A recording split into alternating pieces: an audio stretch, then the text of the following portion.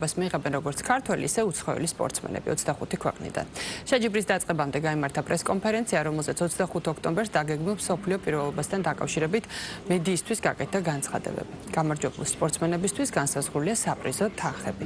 ტურნირი საქართველოს სპორტის სამინისტროს მხარდაჭერით და სპორტის ტურიზმისა და ახალგაზრდობის საერთაშორისო ფონდის ორგანიზებით გაიმართება. ჩემპიონატი უნივერსიტეტის ქუჩაზე მდებარე თბილისის ახალ სპორტის სასახლეში ჩატარდება.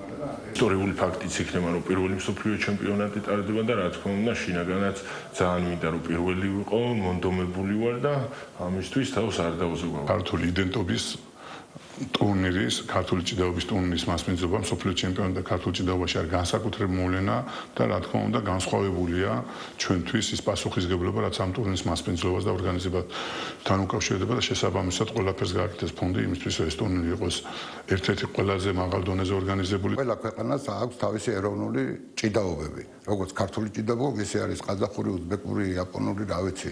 სხვადასხვა აი მათში რჩეული ფალავნები სხვადასხვა ჭიდაობის სახეობიდან ჩამოდიან და ჭიდაობენ ქართულ ჭიდაობას. მოამბე 12 საათზე ამით დასრულებული აქვს. მადლობთ ყურადღებისთვის.